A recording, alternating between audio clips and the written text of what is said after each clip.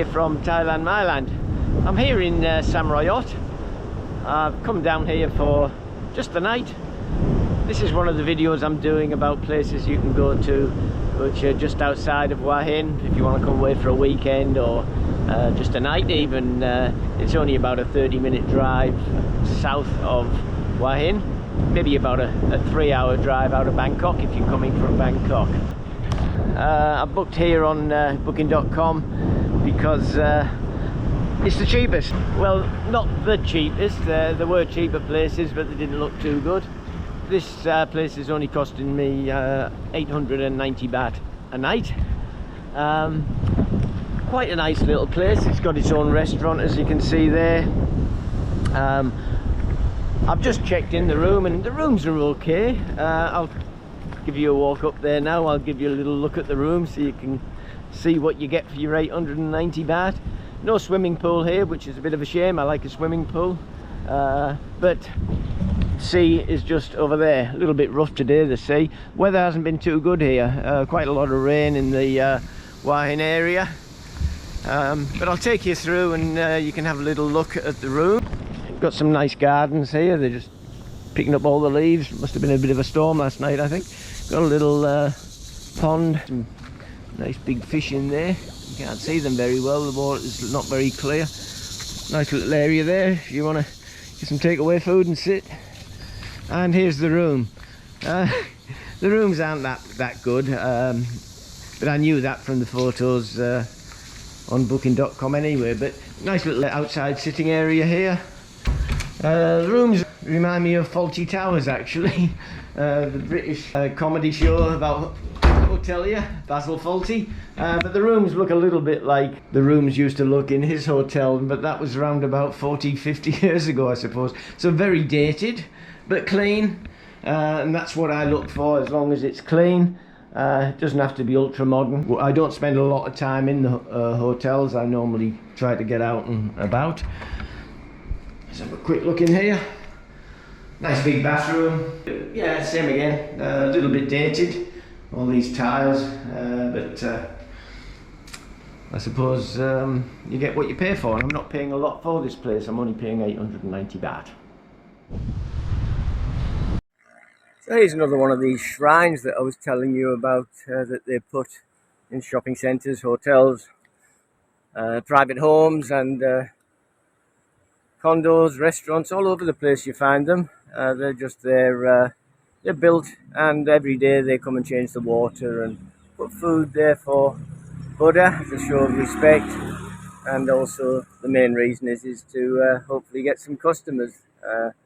That's what they rely on. This is a very nice one. It's quite big, and we've built it up on a high plinth so it stands out. Very nice. Probably one of the better ones I've seen. I'll take you for a little walk through the town. As you can see, it's not a nice day today. We've had some bad storms and some heavy rains just lately here. The place is quite deserted. It's a weekday. Most times they don't get busy unless it's a holiday until the weekends, when people come down from Hua Hin or from the town of Phraya, places around the surrounding areas. 2 years ago, prior to COVID, this town would have been booming even on weekdays. A lot of people would come down from Hua Hin or driving down south towards Phuket or Samui or Krabi would come this way because it's such a lovely spot. Even if it was just for lunch and then to continue your journey, a lot of people did that.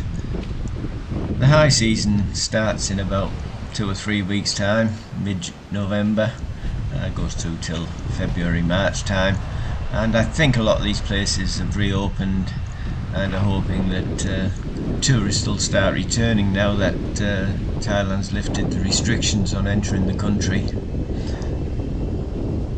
I also think they're probably thinking more of the Thailand domestic market, because I think that will have to play a more important part in the rebirthing of Thailand for tourism. I think the days of 40 million foreign tourists arriving in the country are long gone, and it'll be a while before that'll happen again. So I think they are relying a lot on the domestic market, the local Thais and the Phraya people who live here in Thailand.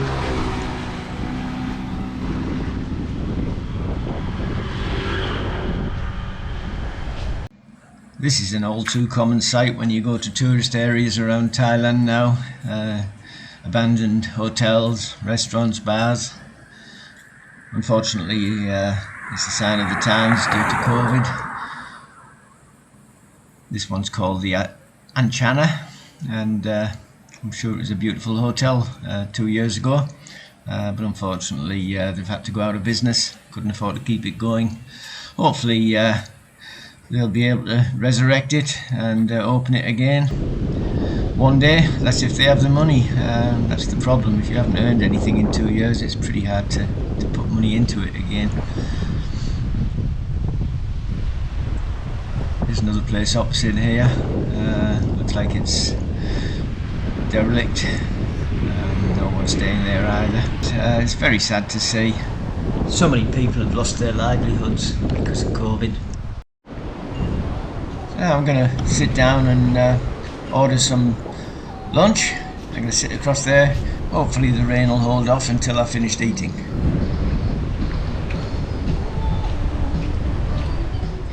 So I ordered a chicken club sandwich. I was that hungry I've already eaten half of it before I started filming. I got a chang beer with it. The sandwich is lovely. It's full of grilled chicken, lettuce, tomato, cucumber and bacon pieces and mayonnaise, and comes served with french fries. They also give me this little dish of pineapple for free.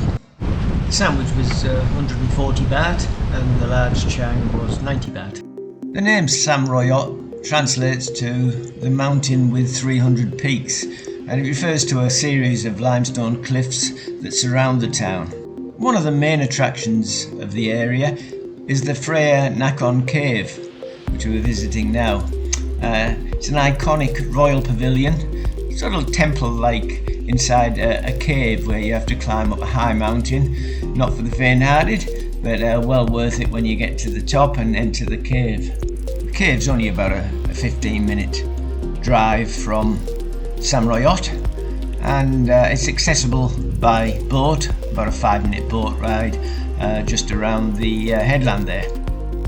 When you get off the boat, it's quite a steep climb. It takes about half an hour to get up there, so you do need to wear some sensible shoes, some walking shoes, and make sure you take some water with you. Also, it's a good idea to take some insect repellent with you, because the mosquitoes can be quite vicious. It's quite a demanding walk up the cliff top, and if you're not fit or if you have health problems, perhaps this little journey might not be good for you. But if you do make it, when you get to the top, you're rewarded with a spectacular view. You've got to make sure that the sun is shining on the day, because without the sun shining you're not going to get the impact that you would on a beautiful sunny day.